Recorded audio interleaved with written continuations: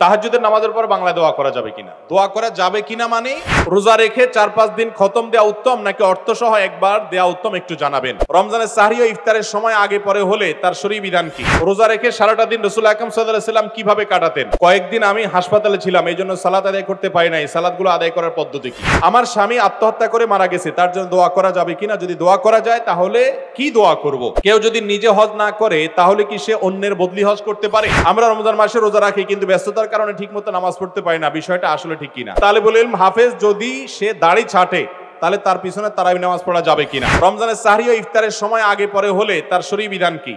সাহরি বা ইফতারি যদি আগে বা পরে হয়ে যায়, কথার কথা ইফতারি টাইমের আগে করে ফেলেছেন, সূর্য এখনো ডুবে নাই, তাইলে ওই রোজা হয় নাই, ওটা আবার রাখতে হবে। আবার সাহরিটা যদি পরে হয়ে যায়, ফর এক্সাম্পল ফজরের ওয়াক্ত হয়ে গেছে, 5টা এত মিনিটে হয়, আপনি জানতেন না যে এত মিনিটে সাহরির সময় শেষ হয়, এই জন্য আরো 10 মিনিট পরে আপনি খেয়ে ফেলেছেন, তাহলে ওই রোজা হবে না, ওই রোজাটা আপনাকে আবার রাখতে হবে। অনিচ্ছাকৃত হয়ে থাকলে আল্লাহর কাছে মাফের জন্য গুনাহ হবে না, কিন্তু রোজাটা আপনাকে আবার রেখে দিতে হবে। এই জন্য সাহরি এবং ইফতারি টাইমলি করার চেষ্টা করতে হবে। তবে এর মানে এটা না যে ইফতারি আবার দেরি করে করবেন, ওয়াক্ত হয়ে গেছে নিশ্চিত, আর দেরি করবেন না। হাদিসে আসছে এই উম্মত ততদিন পর্যন্ত কল্যাণের মধ্যে থাকবে যতদিন পর্যন্ত তারা ইফতার তাড়াতাড়ি করবে আর সাহরি দেরি করবে। ইফতার তাড়াতাড়ি মানে বিকেল আসরের পরে না, আর সাহরি দেরি করা মানে ফজরের পরে না। আমরা ছোটবেলায় শুনতাম মুরব্বীরা অনেক সময় বলতো যে পশম দেখা যাওয়ার আগ পর্যন্ত খাওয়া যায়, তো এই জন্য অনেকে দরজা জানালা আটকায় নিত যাতে বাইরের আলো না আসে এবং বেশি সময় ধরে খাওয়া যায়। তো মূলত এটা সঠিক নয়, সঠিক হলো ফজরের ওয়াক্ত যখন হয় তারপর থেকে আপনি কি করবেন না, তারপর থেকে আপনি আর খাবেন না, তার আগে খানা শেষ করবেন। জি, এরপরের প্রশ্ন, রোজা রেখে সারাটা দিন রাসূল আকরাম সাল্লাল্লাহু আলাইহি ওয়াসাল্লাম কিভাবে কাটাতেন? ভাই, রোজা রেখে নবী করিম সাল্লাল্লাহু আলাইহি ওয়াসাল্লাম অনেক সাধারণ আমলগুলোর পাশাপাশি নফল আমল করতেন, যেমন কোরআনে কারীমের তেলাওয়াতে তিনি সময় দিতেন প্রচুর। রমজান মাসে রোজা রেখে তিনি অন্যান্য কাজের পাশাপাশি দানশীলতা তার অনেক হতো, প্রচুর পরিমাণ দান করতেন রমজান রোজার মাসে। আর দিনের বেলা রোজা রেখে রোজা অবস্থা বিশেষ করে দোয়া করাটা হাদিস দ্বারা প্রমাণিত, দোয়া বেশি বেশি করা আল্লাহর কাছে এবং মেসওয়াক বেশি বেশি করা, এগুলো নবী করিম সাল্লাল্লাহু আলাইহি ওয়াসাল্লামের হাদিস থেকে প্রমাণিত। এরপরে রোজা রেখে 4-5 দিন খতম দেওয়া উত্তম নাকি অর্থসহ একবার দেওয়া উত্তম একটু জানাবেন। সন্দেহাতীত ভাবে গোটা রমজানে কোরআন শুরু থেকে শেষ পর্যন্ত 4-5 বার পড়ে খতম দিলে যে পরিমাণ লাভ হবে আপনার, গোটা কোরআন যদি একবার আপনি বুঝে জেনে অর্থ ব্যাখ্যা জেনে আপনি একবার পুরোটা পড়তে পারেন, সন্দেহাতীত ভাবে ওই 4-5 খতমের চাইতে অনেক বেশি উপকার হবে, এতে কোনো সন্দেহ নাই। কোরআন বুঝে পড়তে হবে, যদিও না বুঝে পড়লেও আমরা সওয়াব পাবো, কিন্তু বুঝে পড়ার চেষ্টা আমাদের থাকতে হবে। আমরা মনে করি কোরআন এটা মন্ত্রের মতো শুধু পড়ে যাব, এটা বোধহয় বুঝার কিছু না, অথচ কোরআন বুঝার চেষ্টা আমাদের থাকতে হবে।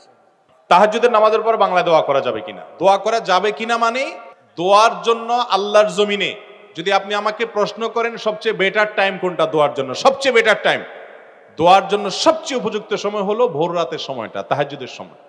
আপনি তাহাজ্জুদের পর যদি আল্লাহর কাছে একটু দোয়া করেন মন খুলে, চোখের পানি ফেলে, এই দোয়া কবুল হওয়ার সম্ভাবনা এত বেশি যে শুধু আমার নয়, অনেক উলামায়ে কেরামের সারা জীবনের অভিজ্ঞতার নির্যাস হলো দোয়ার মাধ্যমে, বিশেষ করে ভোর রাতের দোয়ার মাধ্যমে অসম্ভব সম্ভব হয়, অসাধ্য সাধন হয়। দেয়ালে পিঠ থেকে গেছে, আপনি সেটা থেকে ফিরে আসতে চাচ্ছেন, সেই জায়গা থেকে রিটার্ন করতে চাচ্ছেন, আল্লাহর শপথ করে বলছি ভোর রাতের দোয়ার চাইতে, তাহাজ্জুদের ওয়াক্তের দোয়ার চাইতে কার্যকর কোনো সময় আর দ্বিতীয়টি। এজন্য ভোর রাতে দোয়া করার অভ্যাস করবেন। রমজান মাস আসছে, আমি সবসময় বলি ভাইরে, সারা বছর পারেন না ডিউটির জন্য ভোর রাতে ঘুমায় থাকেন, বুঝতে পারি, কিন্তু রমজানে তো সাহরি খাওয়ার জন্য উঠেন, অতএব শুধু সাহরি খাওয়ার জন্য না উঠে সাহরি খাওয়ার পাশাপাশি 10টা মিনিট টাইম নেবেন, একটা রুমে যে দরজা আটকে দিবেন, কেউ যেন নাই, সেখানে একটু আল্লাহর সাথে একটু কথা বলবেন, ছাদে চলে যাবেন, মসজিদে চলে যাবেন, নির্জন জায়গায় চলে যাবেন, সাহরি খেয়ে চলে যাবেন, অথবা সাহরি খাওয়ার আগে ওটা করে এসে পরে সাহরি খাবেন, কিন্তু ভোর রাতের দোয়া যেন রমজানে মিস না হয়।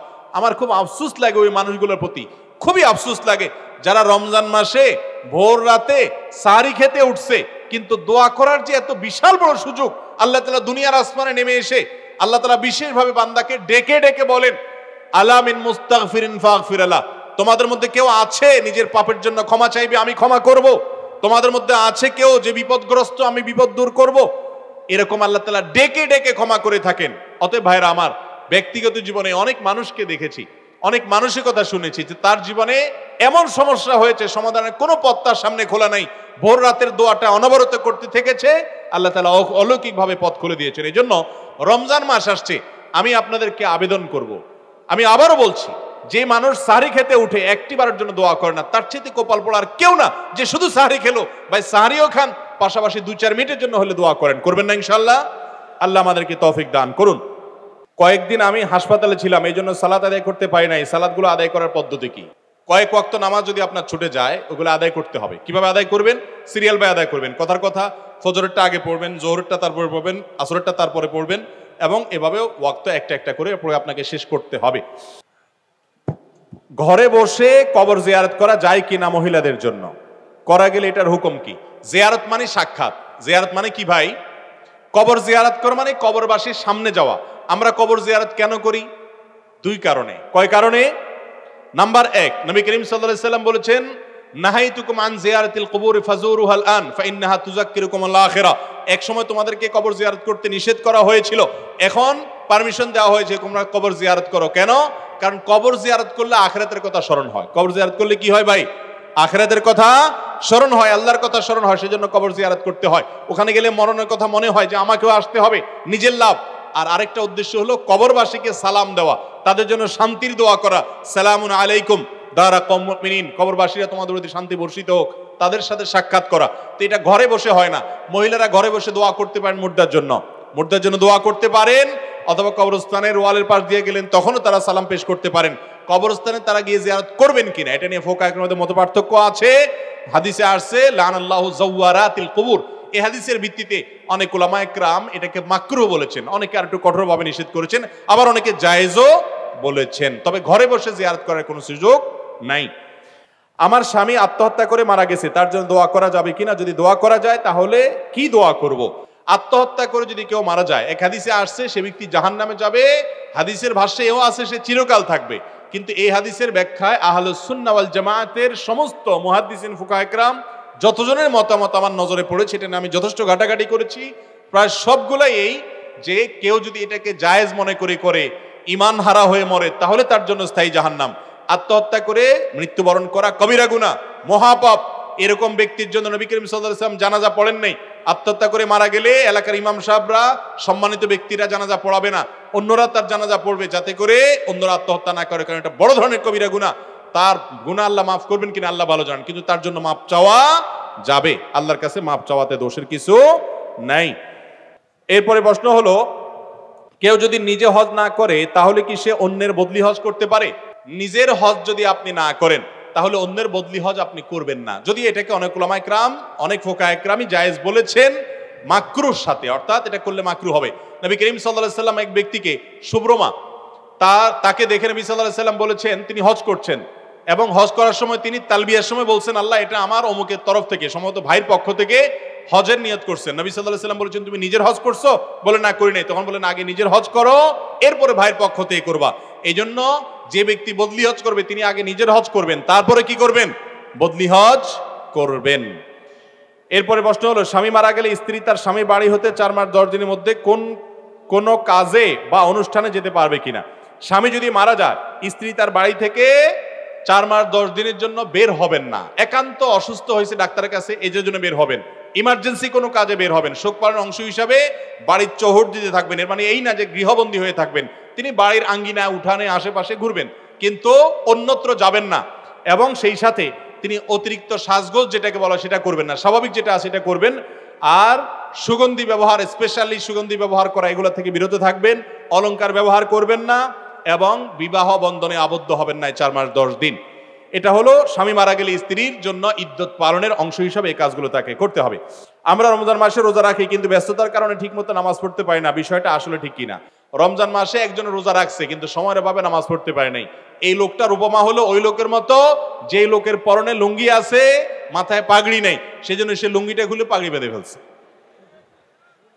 লুঙ্গিটা খুলে পাগড়ি কেন বাঁধছে? পাগড়ি বাঁধলে সে মনে করে সব হবে, এই জন্য সে পাগড়ি বাঁধছে, বুঝলাম। কিন্তু তার জন্য লুঙ্গিটা বেশি জরুরি না পাগড়িটা জরুরি বেশি? লুঙ্গি বেশি জরুরি না? তো নামাজ বেশি জরুরি না রোজা বেশি জরুরি? তার মানে আবার এটা বুঝেন না যে তাহলে নামাজ পড়বেন রোজা রাখবেন না, রোজাও রাখবেন নামাজও পড়বেন, কিন্তু যদি আপনি রোজার কারণে নামাজ পড়তে না পারেন, তাহলে আপনার রোজা রাখার পদ্ধতিই সঠিক না। রোজার সাথে নামাজের কি সম্পর্ক? বরং রোজা রাখার কারণে দুপুরে খাবার নাই, সকালের নাস্তা নাই, টাইম তো আরো বাইচে গেছে, নামাজ তো আরো বেশি করার পড়া দরকার 2-4 রাকাত, ঠিক না? ঠিক। অতএব এটা একেবারে মোটা দাগে ভুল। আল্লাহ তাআলা আমাদেরকে বুঝার তৌফিক দান করুন। এরপরে প্রশ্ন হলো, তালিবুল ইলম হাফেজ যদি সে দাড়ি ছাঁটে তাহলে তার পিছনে তারাবি নামাজ পড়া যাবে কিনা? ইমাম সাহেব যদি দাড়ি চাটেন তাহলে এরকম ইমাম সাহেব ফাসিক, প্রকাশ্য ফাসিক, এরকম ব্যক্তিকে ইমাম হিসাবে নিয়োগ দেওয়া উচিত না, মাকরুহ। যদি তার পিছনে নামাজ পড়েন নামাজ হয়ে যাবে, নামাজ হবে না এরকম কোনো বিষয় নাই, নামাজ হয়ে যাবে। জানাজার নামাজে আমরা জুতা খুলে দাঁড়াই, এটা জরুরি কিনা কোরআন হাদিসের আলোকে জানতে চাই। জানাজার নামাজে যদি আমাদের যে পায়ে জুতা থাকে, জুতার নিচে যদি নাপাক থাকে, তাহলে সেক্ষেত্রে জুতা খুলে আমরা দাঁড়াবো। আর যদি নাপাক না থাকে, জুতার নিচে পাক থাকে, নাপাক কোনো কিছু দেখা না যায়, তাহলে জুতা পরেই আমরা জানাজা পড়বো, কোনো অসুবিধা নাই। জানাজার জন্য জুতা খোলাটা বাধ্যতামূলক মনে করাটা ভুল। আমরা অনেকে মনে করি যে জুতা খোলা ছাড়া কি হয় না, জানাজা হয় না। নবী করিম সাল্লাল্লাহু আলাইহি ওয়াসাল্লাম জুতা পরেও নামাজ পড়েছেন, যদিও জুতা পরে নামাজ পড়তে হলে এটা জুতাটা সফট, মুজার মতো হতে হয়, চামড়ার মতো হতে হয়, ওইরকম জুতা আজকাল নাই বললে চলে। কিন্তু জানাজাতে যেহেতু রুকু সিজদা নাই, আর যদি জুতার নিচে নাপাক না থাকে, সেই জুতা পরে আপনি নামাজ পড়তে পারবেন ইনশাআল্লাহ। এরপরে প্রশ্ন হলো, স্বামী স্ত্রীর জানাজা নামাজ পড়াতে পারবে কিনা? অবশ্যই পারবে, কোনো অসুবিধা নাই। তবে মনে রাখবেন, জানাজা নামাজ পড়ানোর ক্ষেত্রে হকদার বেশি হলো লাশের অভিভাবক। কথার কথা, আপনি মারা গেলেন, আপনার বাবা বেঁচে আছেন, তিনি আপনার জানাজা পড়াবেন। আপনার বাবা মারা গেছেন, আপনি বেঁচে আছেন, আপনি জানাজা নামাজ পড়াবেন। এক্ষেত্রে অনেকে এলাকার ইমাম সাহেবকে অগ্রাধিকার দেয়। ভাইরা আমার, আপনার বাবার জন্য আপনার যে কাঁদা আসবে, আমার সে কাঁদা কখনো আসবে না, এটা বাস্তবতা। আপনার ভিতরে যে ফিলিংস আসবে, আমার ভিতরে সে ফিলিংস আসবে। এই জন্য সব সন্তানরা বাবার জানাজা, ভাইয়ের জানাজা নিজেদেরটা নিজেরা পড়ার চেষ্টা করেন। ইমাম সাহেব মুক্তাদি হবে এখানে। আপনি জীবনে অন্য কোনো ইমামতি করেন আর না করেন, নিজের আপনজনের জানাজার ইমামতি অবশ্যই করবেন। জানাজা নামাজে আমরা মনে করি কি জানি কি কঠিন কিছুই না ভাই, একেবারে সিম্পল। আপনি চাইলে 5 থেকে 10 মিনিটের ভিতরে শিখতে পারেন। আমি অনেক মানুষকে চিনি ব্যক্তিগতভাবে, যারা আগে কখনো জানাজা পড়ান নাই। তার মা মারা গেছেন, তিনি সন্তান, তিনি তার মায়ের জানাজার জন্য 10-15 মিনিটের ভিতরে জানাজা শিখে গেছেন, এরপর নামাজ পড়ছেন। নামাজের মধ্যে যদি আপনি ভুল হয়ে যায়, দোয়া পড়তে গিয়ে আবার চেষ্টা করবেন, ট্রাই করবেন, নামাজের কোনো অসুবিধা হবে, ব্যাপারটা এরকম নয়। অতএব নিজের আত্মীয় স্বজনের জানাজা নিজে পড়বেন। স্বামী তার স্ত্রীর জানাজা অবশ্যই পড়তে পারবেন, পড়াতে পারবেন, কোনো অসুবিধা নাই। এরপরে প্রশ্ন হলো, আমি একজন যুবক, আমি সবসময় একজন নেককার মেয়েকে স্ত্রী হিসেবে পাওয়ার জন্য আল্লাহর কাছে দোয়া করি। কোন আচার আচরণগুলো একটা মেয়ের মধ্যে থাকলে আমি বুঝতে পারবো মেয়েটা দিনদার? ভাই, প্রথম কথা হলো, যারা বিয়ে করেন না এখনো, আপনারা সবাই দিনদার জীবন সঙ্গিনী চান? হ্যাঁ, সবাই চান, মাশাআল্লাহ। তো এর জন্য নিজেকে আগে দিনদার হইতে হবে। নিজেকে আগে কি হইতে হবে? আপনি নিজে খারাপ থাকবেন, আপনার চরিত্র নষ্ট করবেন, ফেসবুকে ইনবক্সে হারাম সম্পর্ক করবেন, আর আশা করবেন যে আপনার ঘরে একজন ফেরেশতার মতো মেয়ে চলে আসুক। এটা কখনো বাস্তবসম্মত চাওয়া হতে পারে না। মনে রাখবেন, ভালো জীবন সঙ্গিনী চাইতে হলে আপনি নিজে ভালো হওয়ার চেষ্টা করতে হবে, এটা হলো প্রথম কাজ। আবার কেউ এখান থেকে সহজে যোগ বিয়োগ করে ফলাফল বের করেন না যে আমার যেহেতু চরিত্র ভালো না, অতএব আমার যে জীবন সঙ্গিনী আসছে এটারও মনে হয় চরিত্র খারাপ। এরকম সহজ সমীকরণের সুযোগ কিন্তু নাই, কারণ অনেক খারাপ মানুষকে আল্লাহ তাআলা ভালো মানুষ দিছেন না, দেন নাই। ফেরাউনের মতো খারাপ মানুষের ঘরে আসিয়ার মতো নেককার বিবি গেছে না, যায় নাই। অতএব আপনি খারাপ হলেও আপনার ঘরে আসা মেয়েটা ভালো হতে পারে। একজন মেয়ে বিয়ের আগেতে দিনদার কিনা কিভাবে বুঝবেন? এটার মতো কঠিন কাজ আল্লাহর জমিনে খুব কম আছে। আজকাল বিশেষ করে শুধু নামাজ কালাম দেখে লোকটা ধার্মিক, এটা মনে করা এত সহজ নয়। বিশেষ করে পাত্রী নির্বাচনের ক্ষেত্রে সে ধার্মিক কিনা, আল্লাহ ভীরু কিনা, এটা বোঝার জন্য সর্বপ্রথম এবং প্রধান বিষয় হলো যে সেই মেয়েটা শতভাগ পর্দা মেনটেন করে কিনা। পর্দা বলতে বোরকা পরা না, পর্দা বলতে হাত মোজা পা মোজা না, পর্দা বলতে তার জীবনে সামগ্রিকভাবে মাহরাম নন মাহরাম মেনটেন করে কিনা। মাহরাম নন মাহরাম মেনটেন বুঝেন? মানে হলো সে তার মামাতো ভাইয়ের সাথে পর্দা করে কিনা, চাচাতো ভাইয়ের সাথে পর্দা করে কিনা, খালাতো ভাইয়ের সাথে পর্দা করে কিনা, তার ওই বেহাইয়ের সাথে পর্দা করে কিনা, যাদের সাথে পর্দার বিধান আছে অথচ পরিবারের সদস্য কিংবা আত্মীয় স্বজন তাদের সাথে পর্দা করে কিনা, অনেক মেয়ে আছে বাহিরে বোরকা পরেন কিন্তু বাসা বাড়িতে আসলে পর্দার বালাই নাই। অনেক মহিলা বাহিরে পর্দা করেন, বাসায় এসে দেবরের সাথে পর্দা করেন না, এবং আত্মীয় স্বজনের মধ্যে যাদের সাথে পর্দা করতে হবে তাদের সাথে পর্দা করেন না। এটা কখনো সঠিক পর্দা হতে পারে না। একজন মেয়ের দিনদারিতার প্রধান দিক হলো তিনি আল্লাহর ফরজ বিধানটাকে বুঝে মানার চেষ্টা করেন, এক। দ্বিতীয়ত, ভালো মেয়ে বিশেষ করে দিনদারিতার একটা বড় আলামত হলো তার ভিতরে দুনিয়ার মোহ থাকবে না। কি থাকবে না? দুনিয়ার মোহ। অল্পে তুষ্ট থাকবে। জীবন সঙ্গিনীর জন্য এই বিষয়টা অনেক গুরুত্বপূর্ণ যে অল্পে তুষ্ট থাকা। যদি সে যা পায় সেটার উপরে সবর করতে পারে, সে যদি আল্লাহ তাআলার ফয়সালাকে মেনে নিতে পারে, সে যদি অল্পে সন্তুষ্ট থাকতে পারে, দুনিয়ার জীবনের বাস্তবতা বুঝে অনন্ত অসীমকালের আখিরাতের জন্য অপেক্ষা করে, এই মানসিকতা যদি কোনো মেয়ের মধ্যে থাকে সে দিনদার ইনশাআল্লাহ। এটা কিভাবে বুঝবেন? তার সাথে আপনি যখন দেখতে যাবেন কথাবার্তা বলবেন, মেইল চালাচালি করে তার মানসিকতা জিজ্ঞেস করবেন। আর সবচেয়ে বড় বিষয় হলো এই মেয়েটাকে পার্সোনালি যারা চিনে তাদের মাধ্যমে ভেরিফাই করবেন যে সে আসলে মাহরাম নন মাহরাম মেনটেন করে কিনা। বিয়ের আগে সব পাত্রী ফেরেশতা থাকে, সব পাত্র ফেরেশতা থাকে, ঠিক না বে ঠিক? যখন বিয়ে করতে যান শ্বশুর বাড়িতে নতুন, তখন একেবারে আপাদমস্তক দুষ্ট, আপাদমস্তক খারাপ যুবকটাও সেখানে গিয়ে একেবারে ইনোসেন্ট বয়স সেজে যায়, ঠিক না বে ঠিক? বিয়ের মজলিসে প্রত্যেকটা খারাপ মানুষ তার জীবনে বিয়ের মজলিসে যখন বসে তখন এত নম্র, এত ভদ্র, এত চুপচাপ, এত সে ভালো মানুষ হয়ে থাকে। শ্বশুরকে দেখলে সালাম, সবাইকে দেখলে সালাম, মনে হয় যে তার মতো ভালো মানুষ ফেরেশতা আর দ্বিতীয়টা নাই। অতএব বিয়ের ওই মুহূর্তের ভালো মানসিকতার কোনো মূল্য, এটা দেখতে হবে ব্যক্তিগত জীবনে ওই মেয়েটা কতটা ধার্মিক, কতটা ইবাদত গুজার, কতটা আল্লাহর ভয় তার অন্তরে লালন করে। অনেক মেয়েরা আছে নামাজ কালাম পড়ে কিন্তু চাহিদা অনেক, ঠিক একই কথা ছেলেদের মধ্যেও প্রযোজ্য। অতএব সে কখনো দিনদার বা জীবন সঙ্গী হিসাবে পারফেক্ট হতে পারে। এই জন্য এই বিষয়গুলোকে খেয়াল করবেন। এবং সর্বোপরি কোরআন এবং সুন্নাহর কাছে সারেন্ডার করার মতো মানসিকতা আছে কিনা। কোরআনে আছে, সুন্নাতে আছে, আল্লাহ তাআলার নির্দেশে আছে, রাসূলের হাদিসে আছে, আর কোনো কিছু বুঝাবুঝি নেই, আমি নিজেকে সারেন্ডার করে দিলাম, এ হলো মুত্তাকি, এ হলো পরেজগার, এ হলো দিনদার। এরকম জীবন সঙ্গী যদি পাওয়া যান তো মনে রাখবেন এটা হলো আল্লাহর জমিনে সবচেয়ে বড় অ্যাসেট, সবচেয়ে বড় সম্পদ, সবচেয়ে মূল্যবান এবং দামি বিষয় হলো এটা। নবী করিম সাল্লাল্লাহু আলাইহি সাল্লাম বলেছেন, আদ-দুনিয়া কুল্লুহা মাতা, এই দুনিয়াতে সবকিছুই এমন করে আল্লাহ সৃষ্টি করেছেন যে এটার উপকারিতা আমরা ভোগ করি, উপভোগ করি, এনজয় করি। ওয়া খায়রু মাতা'আদ দুনিয়া আল মারআতুস সালিহা, যদি কারোর ঘরে একজন ধার্মিক, আল্লাহ ভীরু, আল্লাহকে চিনে এরকম একজন দিনদার মেয়ে আসে, তার জীবনে যে সৌভাগ্য হবে, সে যে সম্পদের মালিক হবে, এই রকম সৌভাগ্য আর কারো জীবনে হতে পারে না।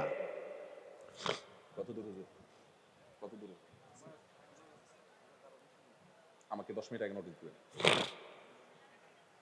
ফেসবুকে বেগানা নারী বা পুরুষকে ফ্রেন্ড লিস্টে রাখা যাবে কিনা। দেখুন, বেগানা নারী বা বেগানা পুরুষকে ফ্রেন্ড লিস্টে রাখার ব্যাপারটিকে অ্যাভয়েড করাটাই হলো তাকওয়ার দাবি। কারণ ফ্রেন্ড লিস্টে থাকার ফলে একে অন্যের সঙ্গে প্রয়োজন ছাড়াও চ্যাটিং করার সুযোগ তৈরি হবে। প্রথম হয়তো জিজ্ঞেস করবে যে আপা বাড়ি কোথায়, এরপরে হয়তো জিজ্ঞেস করবেন কি খাইছেন, এরপরে আস্তে আস্তে নিচের দিকে নামবেন। আল্লাহ রাব্বুল আলামিন এমন ভাবে সৃষ্টি করেছেন নারী পুরুষকে, একে অন্যের কাছে যখন আসবে, যাদের সাথে বিবাহ বন্ধনে আবদ্ধ হওয়া হালাল, অর্থাৎ যারা আপনার গায়রে মাহরাম, অর্থাৎ যারা পরপুরুষ এবং পরনারী, এরকম মানুষদের যত সংস্রবে আসবেন, যত সান্নিধ্যে আসবেন, নিজেকে আপনি নিয়ন্ত্রণ করতে পারবেন না। টুডে অর টুমরো, আজ হোক আর কাল, আপনি আস্তে আস্তে আপনার মনকে খারাপ দিকে নিয়ে যেতে বাধ্য। এটা আল্লাহ তাআলা সৃষ্টি করেছেন এইভাবে। আর এই জন্য আল্লাহ বলেছেন ওয়ালা তাকরাবুজ জিনা, তোমরা জেনার কাছেও যেও না। কারণ জেনা এমন একটা অপরাধ যে এটার কাছে গেলে এরপরে ওইটাতে পতিত হয়ে যায়, নিজেকে নিয়ন্ত্রণ করতে পারে। এই জন্য ফেসবুকে ছেলেরা ছেলেদেরকে, মেয়েরা মেয়েদেরকে ফ্রেন্ড লিস্টে রাখবেন। এবং যদি কোনো আপনার পরিচিত মেয়েরা থাকে, আপনার বোন, আপনার স্ত্রী, তাহলে যথাসম্ভব তাদের প্রাইভেসি যেন ঠিক থাকে সেদিকটা খেয়াল রাখবেন। তাদের প্রোফাইল পিকচারে এখনো পর্যন্ত ফেসবুক ম্যান্ডেটরি করে নাই যে তার অরিজিনাল ছবি দিতে হবে, যে কোনো কিছু দিয়ে রাখা যায়। অতএব তার ছবি যেন অনেকে প্রদর্শন করে বেড়ায় সে যেন না করে, এগুলো খেয়াল করতে হবে। এক কথায় ফিতনা থেকে দূরে থাকতে হবে। ভাই যেই জায়গায় ভয় আছে সেই জায়গায় আপনি হাত দিবেন না। এক জায়গায় কারেন্টের হাই ভোল্টেজের লাইন আছে, এই মুহূর্তে বিদ্যুৎ নাই, ওই জায়গায় আপনি হাত দিবেন? কেন দিবেন না? বিদ্যুৎ তো নাই, এখন সমস্যা তো নাই। হাত এজন্য দিবেন না যে এত হাই ভোল্টেজের লাইন, বিদ্যুৎ নাই, ঠিক আছে, যেই কোনো মুহূর্তে চলে আসলে আমার তো অবস্থা খারাপ হয়ে যাবে, কয়লা হয়ে যাব আমি। ঠিক একই ভাবে কোনো মেয়ের সাথে আপনার পরিচয় হলো, আপনি বলবেন যে হুজুর আপনারা এত খারাপ চিন্তা করেন কেন, দেখলেই কি মানুষ খারাপ চিন্তা করে নাকি? না ভাই, দেখলে খারাপ চিন্তা হয় না। তো প্রথমে বিদ্যুৎ থাকে না, একটা সময় বিদ্যুৎ আসে, এই বাস্তবতা অস্বীকার করা যাবে না। যদি বলেন যে না আমার বিদ্যুৎ কখনো আসবে না, তাহলে আপনি হয় মিথ্যুক আর নাহলে অসুস্থ। আমি কি বুঝাতে পারছি? যারা সভ্য সাজেন, যারা ভদ্র সাজেন, তারা নিজের সঙ্গে মিলিয়ে নেন। ভাইরা আমার, আমি প্রায় সময় এই কথা বলি, ইসলাম যে আমাদের মা বোনদেরকে পর্দার বিধান দিয়েছে, এটা তাদেরকে খাটো করার জন্য দেয় নাই, তাদের সেফটির জন্য দিয়েছে। তাদেরকে নিয়ে যাতে বাজে চিন্তা করতে না পারে, অশ্লীল চিন্তা করতে না পারে, এজন্য তাদেরকে আল্লাহ তাআলা পর্দার বিধান দিয়েছেন। আমরা বাহিরে যখন বের হই, আমাদের সাথে আমাদের স্ত্রী, আমাদের মা বোন, আমাদের পরিবারের মেয়েরা যদি পর্দা ছাড়া খোলামেলা পোশাকে বের হয়, গোটা রাস্তাঘাটের যত মানুষ তাদের দিকে দৃষ্টিপাত করে, স্বাভাবিকভাবে যত মানুষ তাদেরকে দেখে, সবাই তাদেরকে নিয়ে কি চিন্তা করে? আপনি বলবেন সবাই কি আর খারাপ চিন্তা করে? দেখলেই কি খারাপ চিন্তা আসে? হ্যাঁ, অবশ্যই দেখলে খারাপ চিন্তা আসে না, কিন্তু 1000 মানুষ যদি দেখে, এর মধ্যে অন্তত কয়েকশো মানুষ তাকে মনে মনে ধর্ষণ করবে। এই বাস্তবতাকে অস্বীকার করতে পারে মিথ্যাবাদী অথবা অসুস্থ মানুষে। কোন সুস্থ এবং সত্যবাদী মানুষ এই বাস্তবতাকে অস্বীকার করতে। আপনি পরনারী যদি দেখেন খোলামেলা পোশাকে, পর্দাহীন ভাবে যদি আপনি দেখেন, আপনি মনে মনে কি চিন্তা করেন? আপনার বোন, আপনার মা, তারা যদি পর্দাহীন ভাবে খোলামেলা ভাবে বাহিরে বের হয়, শরীয়তের বিধান লঙ্ঘন করে, তাদেরকে মানুষ একই চিন্তা করে, আপনারটা আপনি ভাবেন। অতএব আমাদেরকে পর্দার এই বিধানটাকে অস্বীকার করার কোনো সুযোগ নাই। এই বিধানটাকে আমাদের মেনে চলতে হবে। আল্লাহ তাআলা আমাদেরকে বুঝার তৌফিক দান করুন। এরপরে অতএব ফেসবুকে মেয়েদেরকে বন্ধু হিসাবে যুক্ত করবেন না যারা আপনার গায়রে মাহরাম, যারা পরনারী, কারণ এর মাধ্যমে ফিতনার দুয়ার উন্মুক্ত হয়। কত সংসার ভেঙে খান খান হয়ে গেছে শুধু ফেসবুকে।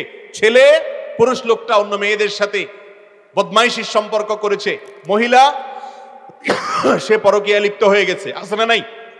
অতএব ভাইরা আমার, এই সোশ্যাল মিডিয়াকে যদি আপনি নিয়ন্ত্রণ করতে না পারেন, আপনাকে যদি ফেসবুকে ইউজ করে তো আপনি শেষ। আপনি ফেসবুককে ইউজ করতে হবে, অর্থাৎ ভালোটা নিবেন, খারাপটা নিবেন না। আপনার বন্ধু তালিকায় গায়রে মাহরাম পুরুষ মহিলা থাকে, অত বৃদ্ধা মানুষ, অথবা তার সাথে আপনার স্বার্থ সংশ্লিষ্ট কোনো বিষয় আছে, ধরুন আপনার অফিসের কলিগ, তার সাথে হয়তো আপনার ব্যক্তিগত অফিসের অনেক জিনিস আদান প্রদান করতে হয়, সেগুলো ফিতনামুক্ত ভাবে যেন করা যায় সেটি নিশ্চিত করে তারপরে আপনি আপনার লিস্টে তাকে যুক্ত করবেন। এরপর প্রশ্ন হলো, আমার কথা বা কোনো কাজে ভুল পেলেই বন্ধুরা বা অন্যরা আমার দাড়ি নিয়ে কটু কথা বলে, যা কষ্ট লেগে যায়, আপনার মতামত কি? ভাইরা আমার, আমাদের সমাজে কিছু মানুষ দাড়ি রেখে ফেললে মনে করে লোকটা ফেরেশতা হয়ে যেতে হবে। এই জন্য অনেক মানুষ দাড়ি রেখে যদি উল্টাপাল্টা কিছু করেন, ভুলভাল কিছু করেন, তখন তার দাড়ি নিয়ে খোঁটা দেয় এবং দাড়ি নিয়ে এমন ভাবে কথা বলে লোকটা মনে হয় যে দাড়ি রেখে অন্যায় করেছে। ঠিক না বে ঠিক? একজন মানুষ দাড়ি রাখার পর একটা 2 নম্বরই কাজ করেছে, কথার কথা। আরেকজন মানুষ দাড়িও রাখে নাই, 2 নম্বরই কাজও করেছে।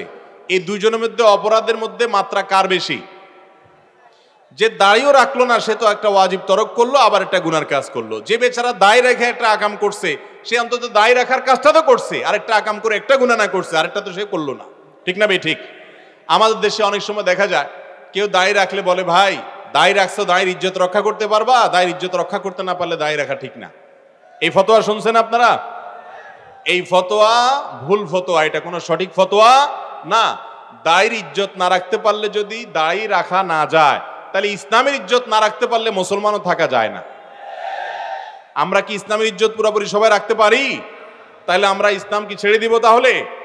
একইভাবে দাড়ির ইজ্জত বলতে কোনো কথা নাই। একজন মুসলমান দাড়ি থাকুক আর না থাকুক, তিনি সব ক্ষেত্রে সৎ, ভালো, নেককার এবং আল্লাহর নির্দেশের পথে চলার চেষ্টা করতে হবে। দাড়ি রাখুক অথবা না রাখুক, এর সাথে দাড়ির কোনো সম্পর্ক। মনে রাখবেন, আপনি যে দাড়ি রাখতে না পারেন এর কারণে আপনার ঈমান যাবে না, আপনি মুসলমান থাকবেন। কিন্তু কেউ দাড়ি রেখেছে, তাকে যদি তাচ্ছিল্য করেন, বিশেষ করে যুবকদের বলছি, অনেক তরুণরা আছে, নিজের কোনো বন্ধু হয়তো দাড়ি রেখেছেন, নামাজ পড়া ধরেছেন, তাকে নিয়ে আপনি ঠাট্টা করছেন, বিদ্রুপ করছেন। ঈমান ভঙ্গের কারণ আছে অনেকগুলো। অনেক উলামা ইকরাম বলেছেন 10টি কারণ আছে ঈমান ভঙ্গের। এই কারণগুলোর কোনোটি পাওয়া গেলে আপনি ইসলাম থেকে খারিজ হয়ে যাবেন, সাথে সাথে বেঈমান হয়ে যাবেন। এর মধ্যে একটা হলো ইসলামের কোন একটা সাধারণ বিষয় নিয়ে যদি আপনি তাচ্ছিল্য করেন, বিদ্রুপ করেন, ব্যঙ্গ করেন, হাসাহাসি করেন, তাহলে কিন্তু ঈমান নষ্ট হয়ে যাবে। অতএব দায় রাখার এই নির্দেশ নবী করিম সাল্লাল্লাহু আলাইহি সাল্লামের, সমস্ত নবী রাসূলদের সুন্নাত। আপনি নিজে রাখতে না পারলেন, কিন্তু আরেকজন রাখার পরে যদি তাকে তাচ্ছিল্য করেন, হতে পারে সে ভুলভাল করছে, এই জন্য দায়ের সঙ্গে ওইটার কোনো সম্পর্ক করবেন না। যদি করেন, আর করে যদি ছোট করেন, দাড়িকে হওয়া করেন, উপহাস করেন, ঈমান পর্যন্ত চলে যেতে পারে এবং ঈমান চলে যাওয়ার ফলে একজন কাফেরে পরিণত আপনি হতে পারেন। অতএব আমাদেরকে সাবধান থাকতে হবে।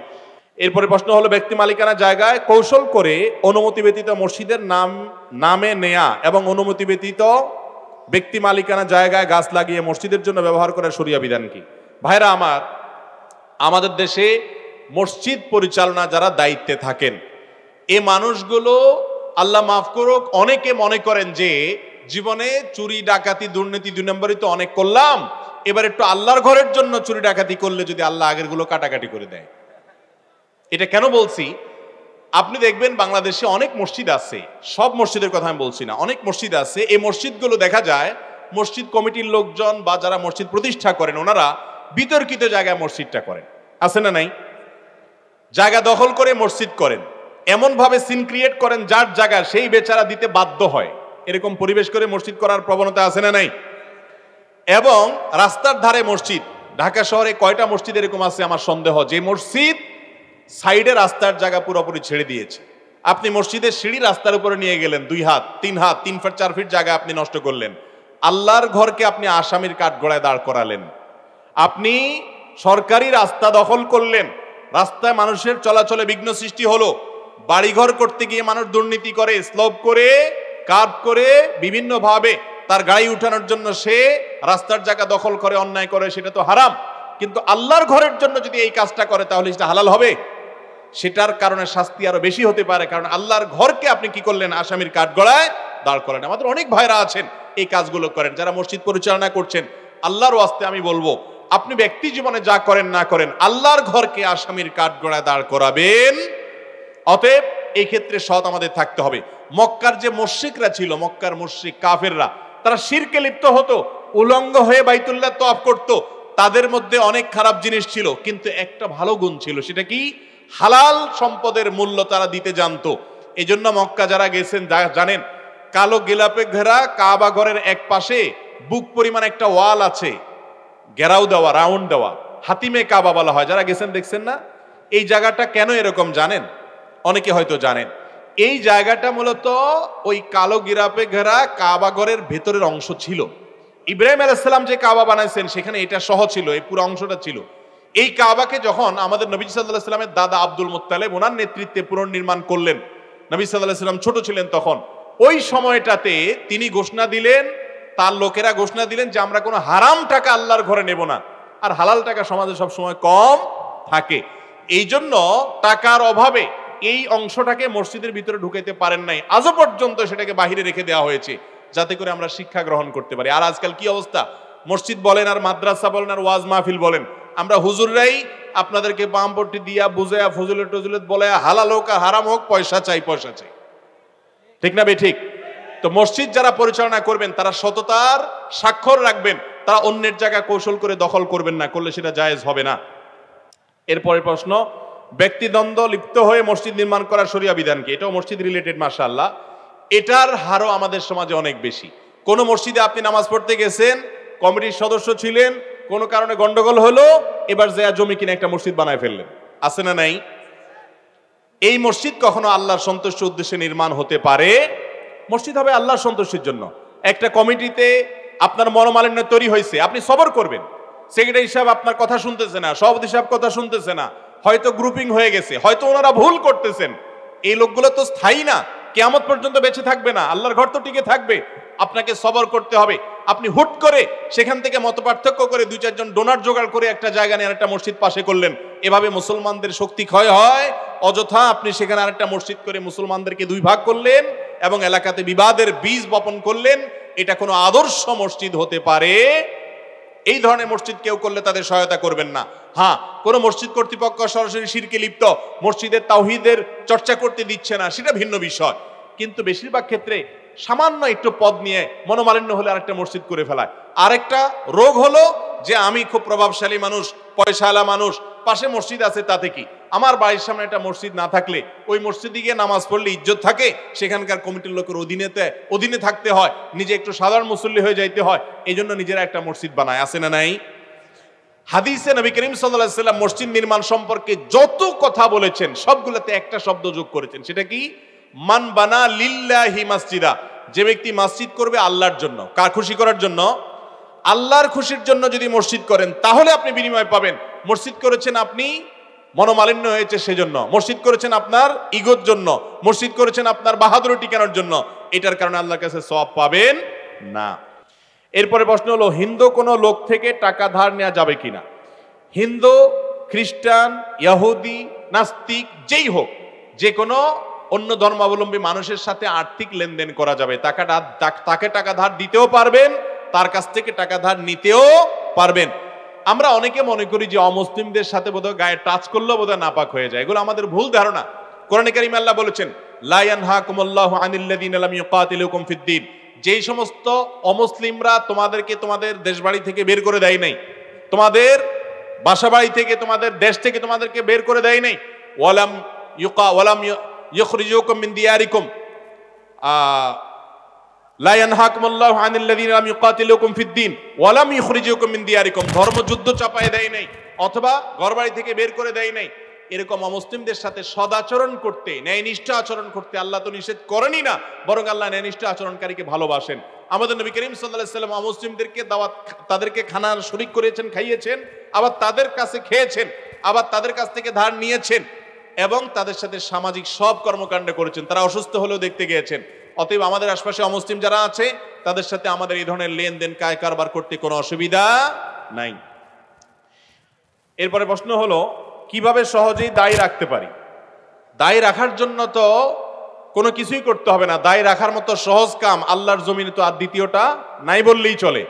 কারণ দায় যখন উঠে, আপনি দায়তে হাত না দিলে তো দায় রাখা হয়ে যায়। সেখানে আপনি প্রশ্ন করলেন দাড়ি রাখতে পারেন কিভাবে সহজে? দাড়ি রাখা তো সহজ, দাড়ি কাটাটা হলো কঠিন। অতএব আপনি যদি বলতেন যে দাড়ি কাটবো কিভাবে সহজে, সেটা যৌক্তিক প্রশ্ন হতে পারতো, কিন্তু রাখতে কোনো সহজের পদ্ধতি নাই। দাড়ি তো উঠছে, ছেড়ে দিলেই তো হয়ে যায়। আপনি তো এটার জন্য আর কিছু দরকার হয় না। হয়তো প্রশ্নকর্তা এই চিন্তায় প্রশ্নটি করেছেন যে এটা রাখতে গেলে সমাজে হেয় প্রতিপন্ন হয়, অনেক কথা বলে, অনেকে অনেক কিছু বলে। ভাইরা আমার, মানুষ অনেক কিছুই বলবে, মানুষের কথা শুনে যদি আপনি চলেন তাহলে সেক্ষেত্রে আপনি আল্লাহর কাছে জান্নাতের আশা করতে পারেন।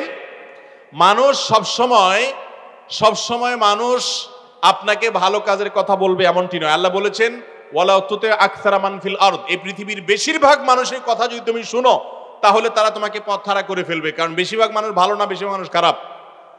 অতএব নিজের সঙ্গে নিজে স্ট্রাগল করতে হবে, যুদ্ধ করতে হবে। শুনেছি স্ত্রীর কাছ থেকে দূরে গিয়ে সর্বোচ্চ 120 দিন থাকার অনুমতি ইসলামে আছে। কথাটা কতটুকু সত্য? কথাটা পুরাপুরি মিথ্যা। 120 দিন কেন, 200 দিনও যদি স্বামীর সঙ্গে স্ত্রী একসাথে না থাকেন, কোনো কারণে হতে পারে, প্রবাসে আছেন অথবা দেশে থাকেন, একসাথে থাকা হয়নি কোনো কারণে, তো এর কারণে কখনো স্বামী স্ত্রীর মধ্যে বিচ্ছেদ সৃষ্টি হবে না। আমাদের সমাজে এরকম অনেক অনাচার আছে এবং অনেক কুসংস্কার আছে। যেমন অনেকে মনে করে সন্তান কয়েকটা হয়ে গেলে আবার বিয়ে পড়াইতে হয়। দেখেন, কয়েকটা সন্তান হয়ে গেল, বিয়ে তো আরো পাকাপোক্ত না হয়, এটা পড়াইতে হবে কেন? এগুলো সবগুলো আমাদের মন গড়া কথাবার্তা। অতএব 120 দিন, 200 দিন, 500 দিন স্ত্রী থেকে স্বামী দূরে থাকলে সম্পর্ক ছিন্ন হয়ে যায় না। তবে বিনা প্রয়োজনে বাধ্য না হলে এভাবে স্বামী স্ত্রী দূরে থাকাটা ইসলাম কখনো সেটাকে প্রশংসা করে না।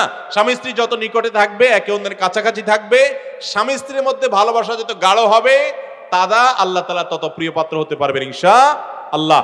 আর যারা বিয়ের আগে ইটিস পিটিস করে, অবৈধ সম্পর্ক করে, এখানে সেখানে প্রেম বিলায় বেড়াইছেন, তারা দেখবেন সময় মতো পুঁজিতে টান পড়বে। কথা বুঝাতে পারছি? সময় যখন হবে তখন দেখবেন পুঁজিতে টান পড়ছে, কারণ অজাগায় কুজাগায় পুঁজি বিলায় বেড়াইছেন। এই জন্য বিবাহ বহির্ভূত সম্পর্ককে না করবেন এবং অপেক্ষা করবেন হালাল সম্পর্কের জন্য। শয়তান যদি আগুনের তৈরি হয় তাহলে জাহান্নাম তাকে কিভাবে আগুন দিয়ে জ্বালানো হবে? দেখুন, শয়তান আগুনের তৈরি, আবার জাহান্নামে আল্লাহ তাকে আগুন দিয়ে কিভাবে তৈরি করবে, শাস্তি দিবেন? এটার উত্তরে অনেক কথাই বলা যায়।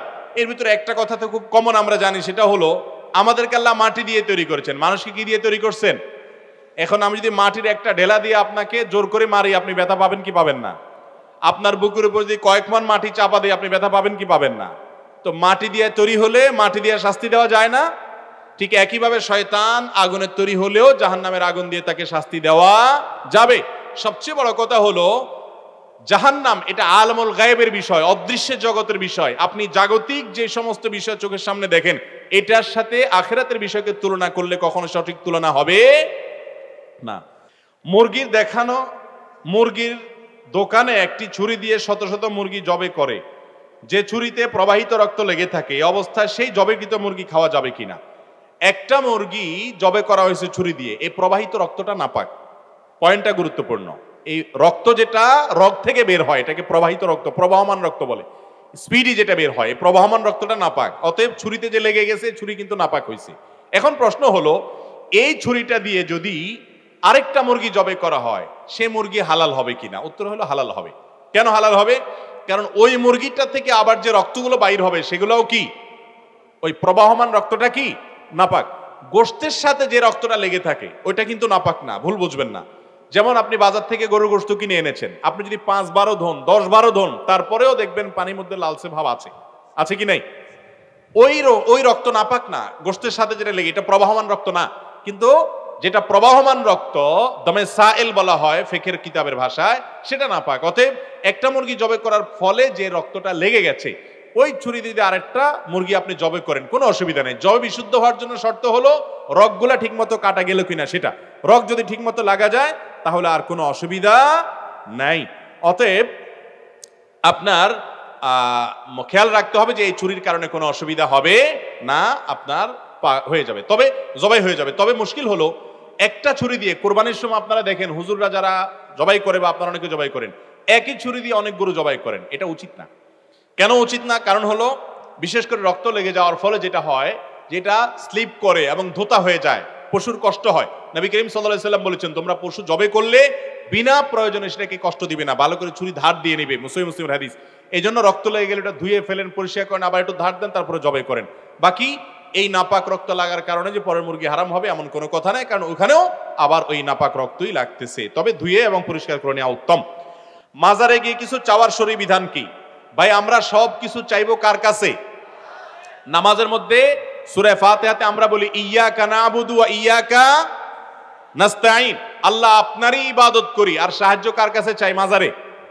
আল্লাহ আপনার ইবাদত করি আর মাজারে গিয়ে সাহায্য চাই, এই কথা বলছি? বলি আল্লাহ আপনারই ইবাদত করি আর সাহায্য কার কাছে চাই? আপনার কাছে একমাত্র সাহায্য চাই। ইয়্যাকা নাস্তাঈনের অর্থ আপনার কাছে সাহায্য চাই না। ইয়্যাকা নাস্তাঈনের অর্থ হলো শুধুমাত্র কেবল আপনার কাছেই সাহায্য চাই। তাহলে কোনো মাজারে গিয়ে কোনো সাহায্য চাওয়া যাবে? মাজারওয়ালার কোনো কিছু দেওয়ার কোনো ক্ষমতা, সব ক্ষমতা আল্লাহ তাআলার হাতে। মাজারে যিনি শায়িত আছেন তিনি নিজেও কার কাছে চাইতেন? আল্লাহর কাছে চাইতেন। অতএব আপনি কার কাছে চাইবেন? আমাদের অনেক ভাইরা আছেন, ব্যবসা বাণিজ্যের উন্নতি হয় না, চাকরি টিকে না, সন্তান হয় না, তো উনি মাজারে চলে যান, আছে না নাই? ওই মাজারওয়ালার কোনো পাওয়ার নাই, ওই মাজারওয়ালা নিজেও আল্লাহর কাছে চাইতেন। আল্লাহ বলেছেন উদউনি, তোমরা আমার কাছে দোয়া করো, আস্তাজিব লাকুম, আমি দোয়া কবুল করব। যেখানে আল্লাহ স্বয়ং দোয়া কবুল করেন, ওয়াদা করেছেন, সেখানে আপনি মাজারওয়ালার কাছে চাওয়া জায়েজ নাই। যদি কেউ মাজারওয়ালার কাছে চায় এবং প্রার্থনা করে এবং তাকে আল্লাহ রাব্বুল আলামিন যেরকম যা খুশি তা যা দিতে পারেন, সেই ব্যক্তি এরকম দেওয়ার ক্ষমতা রাখেন, এই বিশ্বাস রেখে তার কাছে শিরক হবে, ঈমান চলে যাওয়ার মতো বিষয় হবে। আল্লাহ আমাদেরকে বুঝার তৌফিক দান করুন। অনেকে বলেন যে না, মাজারে গিয়ে আমরা আল্লাহর কাছে দোয়া করি, আল্লাহর কাছে দোয়া করি, মাজার আল্লাহর কাছে না। তাহলে আমার প্রশ্ন হলো, মাজারে গিয়ে কেন? আল্লাহর কাছে দোয়া তো আপনি এখানে বসে করলেও হবে, আপনার বাসায় বললেও করলেও হবে। কিছু জায়গা আছে দোয়া কবুলের জায়গা, যেমন আরাফাতের ময়দান, যেমন তওয়াফ করতে করতে দোয়া কবুল হয়, সাফা পাহাড়ের উপর দোয়া কবুল হয়, মারওয়া পাহাড়ের উপর দোয়া কবুল হয়। দোয়া কবুলে কিছু জায়গা আছে, কিন্তু মাজার বা যে কোনো কবরস্থানে গিয়ে দোয়া করলে দোয়া কবুল হয় এমন কোনো কথা কোনো হাদিসে বর্ণিত হয়? অতএব মাজারে গিয়ে কেন দোয়া করবেন? হ্যাঁ, মাজারে যাবেন, কবর, মাজার মানে কবর, কবরে যাবেন কবরবাসীকে সালাম দেওয়ার জন্য, সেখানে বরং তাদের কাছে তাদের শান্তি দোয়া করে আসবেন, তাদের কাছে কিছু চাওয়ার বিষয় নাই। যারা মাজারে চান তাদের ঈমান হারা হওয়া পর্যন্ত ভয় আছে। আল্লাহ তাআলা আমাদেরকে বেঁচে থাকার তৌফিক দান করুন। এরপরে প্রশ্ন হলো, বিধর্মীকে তরজমাতুল কোরআন হাদিয়া দেওয়া যাবে কিনা? অবশ্যই দেওয়া যাবে। ভিন্ন ধর্মের মানুষদেরকে কোরআনের অনুবাদ দিতে পারেন। আপনি বলবেন তারা তো ওযু ছাড়া ধরবে, কোনো অসুবিধা নাই, কারণ ওযু ছাড়া কোরআন ধরবেন না এই নির্দেশ তো মুসলমানের জন্য। শরীয়তের সকল নির্দেশ কার জন্য? মুসলমানের জন্য। যে ব্যক্তি মুসলমানই না তার জন্য শরীয়তের কোনো নির্দেশ না। বিধায় একজন অমুসলমানকে কোরআন আপনি দিতে পারেন অনুবাদ, তিনি পড়ে আল্লাহর কালাম সম্পর্কে জানতে পারেন। এরপরে প্রশ্ন হলো আবহাওয়ার পূর্বাভাসের ব্যাপারে আকীদা কি হবে? অনেকে মনে করেন আবহাওয়ার পূর্বাভাস বিশ্বাস করলে ঈমান থাকবে না। এটা মূর্খতা সুলভ কথা, এটা অজ্ঞতা সুলভ কথা। আবহাওয়ার পূর্বাভাস বিষয়টা কি? বিষয়টা হলো আবহাওয়াবিদরা বিভিন্ন পরিস্থিতি দূর থেকে তারা পর্যবেক্ষণ করতে পারেন, করার পর তারা বলেন যে এই জিনিসটা হওয়ার সম্ভাবনা আছে। তাও তারা নিশ্চিত দেন না, বলেন যে সম্ভাবনা আছে। যেমন কথার কথা, আপনি একটা কিছু দেখে আলামত করলেন, একজনের জুতার আওয়াজ আপনার মুখস্থ হয়ে গেছে, সেইভাবে হাঁটে, তার আওয়াজ শুনে বুঝলেন যে অমুক আসছে, সম্ভাবনা আছে, আপনি বললেন অমুক হওয়ার সম্ভাবনা আছে। এটা যেরকম কোনো গুনাহের বিষয় না, আবহাওয়ার সংবাদ বিশ্বাস করলেও কোনো ঈমান যাওয়ার কারণ নাই, কারণ সেটা তারা যা দেখেন দূর থেকে সেটার আলোকে তারা সম্ভাবনার কথা বলেন, বিধায় এটা মনে করলে কোনো অসুবিধা নেই। এরপরে প্রশ্ন হলো, আমি একজন সাধারণ মুসল্লি, আমাদের এলাকাতে বিরাট এক সমস্যা, তা হলো মসজিদের ইমাম কাম মুয়াজ্জিন তাদের বেতন ভাতা ও কাজ কাম নিয়ে, এমনকি কিছু মানুষ তাদের শুধু দোষ খোঁজে, এসব নিয়ে দয়া করে কিছু উপদেশ দেন। ভাই দেখুন, ইমাম মুয়াজ্জিনদেরকে খোঁচাখুচি করা এটা খুব মজার একটা কাজ। মানে আল্লাহর জমিনে কিছু লোক আছে, এই লোকগুলোর সবচেয়ে টেস্টি আইটেম হলো ইমাম মুয়াজ্জিন সাহেবরে খোঁচানো। ইমাম মুয়াজ্জিন সাহেবদের পিছে লেগে থাকলে ওনারা এমনি হাঁটলেন কেন, ওইভাবে হাঁটলেন কেন, ওইদিকে তাকালেন কেন, ওনার টুপিটা বাঁকা হইলো কেন, এগুলো নিয়ে যত খোঁচাখুচি করতে পারবেন তত ওনাদের কাছে ভালো লাগে। ক্রিকেট স্ট্যাম্পের সামনে দাঁড়িয়ে থাকা ব্যাটসম্যান ওই আল্লাহর বান্দা যে পরিমাণ টেনশনে থাকে, একজন ইমাম সাহেব বেচারা এর চেয়ে বেশি টেনশনে থাকা লাগে। কারণ যেই ব্যক্তিকে সবাই চার্জ করতে পারে, সবাই, সে ব্যক্তির নাম ইমাম সাহেব হতভাগা। যে মসজিদের একেবারে সভাপতি সাহেব, মুতাওয়াল্লি সাহেব থেকে নিয়ে শুরু করে সাধারণ মুসল্লি সাহেব পর্যন্ত সবাই চার্জ করতে পারে যাকে, তার নাম কি? ইমাম সাহেব। ভাইরে, আমি প্রায় বলি, আপনার ইমামকে যদি আপনি আপনার চাকরের মতো ট্রিট করেন, তাহলে মনে রাখেন চাকরের পিছনে নামাজ নয়, নামাজ হবে ইমামের পিছনে, নেতার পিছনে। আপনার নামাজ আবার সংশোধন করা উচিত, এগুলো হওয়া উচিত নয়। ভাইরা আমার, ইমামদের সম্মান দিতে হবে, আবার ইমামরা সম্মান নিতে জানতেও হবে। ইমাম নিজে যদি পয়সার খাক্কর হয়, তাহলে সে সম্মান কোত্থেকে পাবে? ইমামকেও আত্মসম্মান বোধ সম্পন্ন হতে হবে, আর এলাকাবাসী ইমাম সাহেবকে সম্মান করতে হবে। একটা কথা আমি বলি প্রায় সময়, মসজিদে যারা দান করেন, তারা দানটা কাকে করেন? মসজিদের দানটা কাকে করেন? আল্লাহকে না করেন? তাহলে এই টাকার মালিক কে? আল্লাহ। মসজিদ কমিটির সভাপতি, সেক্রেটারি, ওনারা কি মসজিদ ফান্ডের মালিক? এই মালিক আল্লাহ তাআলা, কারণ সবাই আল্লাহকে দিয়ে দিয়েছেন। ওনারা শুধুমাত্র আল্লাহর তরফ থেকে সেটা ডিস্ট্রিবিউশন করছেন, দেখভালটা করছেন, ওনারা আল্লাহর ঘরের সেবক। অতএব ইমাম বা মুয়াজ্জিন ওনারা কারোর কোনো চাকর না, তারা সরাসরি আল্লাহর ঘরের চাকর। তারা কমিটি বলেন, মুতাওয়াল্লি সাহেব বলেন, অন্য কারোর চাকর না। যদি তাদেরকে চাকরের মতো ট্রিট করেন, তাহলে সেক্ষেত্রে গুনাহগার হতে হবে। মসজিদের খেদমত করতে এসে উল্টা আরো গুনাহগার হওয়ার ভয় আছে। আল্লাহ তাআলা আমাদেরকে বুঝার তৌফিক দান করুন। ইমাম সাহেবদের সাথে এরকম আচরণ আমাদের জন্য করা জায়েজ নয়।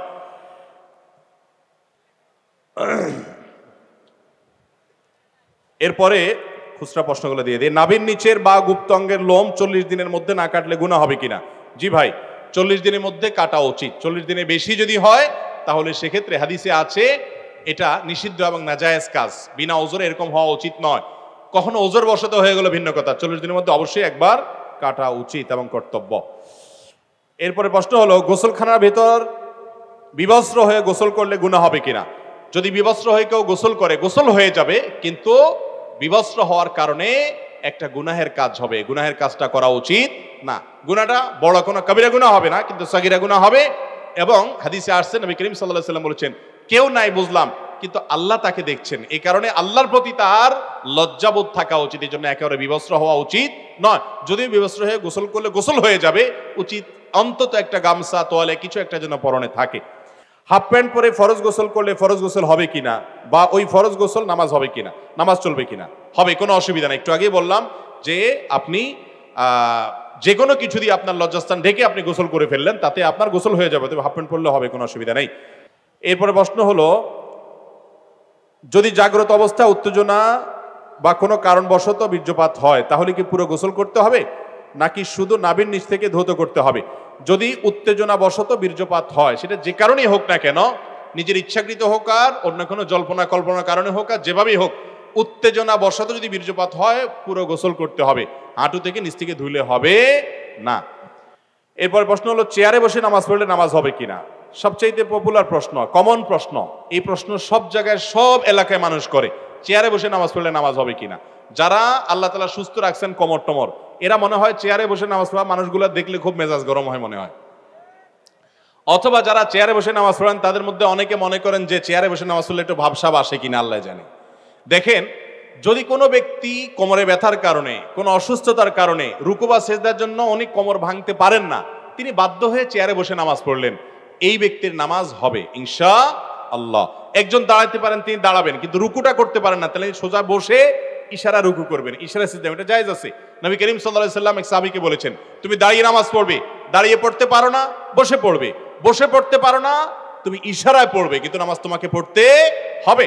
অতএব যদি কেউ চেয়ারে বসা ছাড়া স্বাভাবিকভাবে নামাজ পড়তে না পারেন, অপারগ হন, তার জন্য এটা জায়েজ আছে। কিন্তু আপনি একজন সুস্থ সবল মানুষ, গাছে উঠতে পারেন, ধান ক্ষেত নিরাইতে পারেন, দুনিয়ার সব কাজ করতে পারেন, লাফালাফি সব করতে পারেন, শুধু মসজিদে এসে একটা চেয়ার টান দিয়ে বসে যান, এই মানুষের নামাজ হবে না। যদি আপনার সক্ষমতা থাকে, অনেকে আছে শরীরটা একটু খারাপ লাগতেছে, আজকে একটু ম্যাজ করতেছে, চেয়ারটা বসে নামাজ পড়ে ফেললাম। অনেক ভাইরা আছেন মনে করেন যে নামাজ হবে না, নামাজ হবে না। বিশেষ করে ফরজ নামাজ হওয়ার কোনো রাস্তা নাই। ফরজ নামাজের দানটা একটা ফরজ, রুকু করা একটা ফরজ, সিজদা করা আরেকটা ফরজ, এগুলো করতে হবে। আপনি আল্লাহর সামনে এসে ভাবসাব নিলে, গোলামি করতে এসে আবার কিসের ভাবসাব, বিধায় নামাজ কিন্তু হবে না। আল্লাহ তাআলা আমাদেরকে বোঝার তৌফিক দান করুন।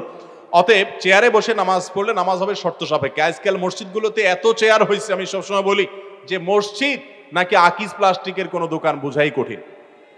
আজ থেকে 10 বছর আগে এত মাজা ব্যথার রোগী আমাদের দেশে ছিল না, আজকাল যত হয়েছে। হয়তো রোগী বেড়ে গেছে, কিন্তু আমাদেরকে মনে রাখতে হবে, ওজোর থাকলে জায়েজ আছে, ওজোর না থাকলে একটু শরীর খারাপ দেখে আপনি চেয়ারে নামাজ পড়লে নামাজ হবে, ফরজ নামাজ হবে না।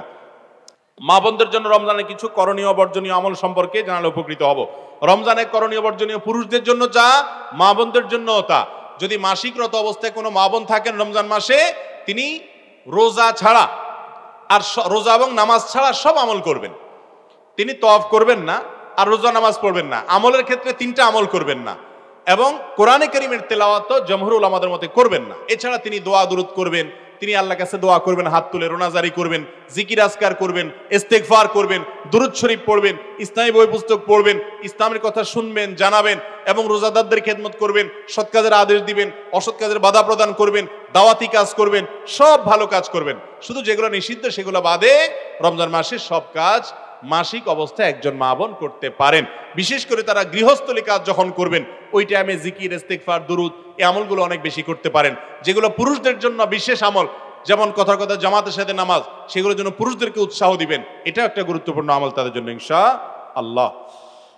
এরপরে প্রশ্ন হলো, আমি জেনারেল লাইনের ছাত্র, কিন্তু বর্তমান শিক্ষা ব্যবস্থায় ঈমান ধরে রাখা প্রায় অসম্ভব এবং নারী থেকেও দূরে থাকা যায় না। যেহেতু আমি কলেজে পড়ি, তাই মাদ্রাসায় যাওয়া সম্ভব নয়, আমার করণীয় কি? ভাইরা আমার, আমাদের যে শিক্ষা ব্যবস্থা আছে, খুবই দুঃখজনক যে এই শিক্ষা ব্যবস্থায় দিন এবং ঈমান টিকিয়ে রাখাটা খুবই জটিল।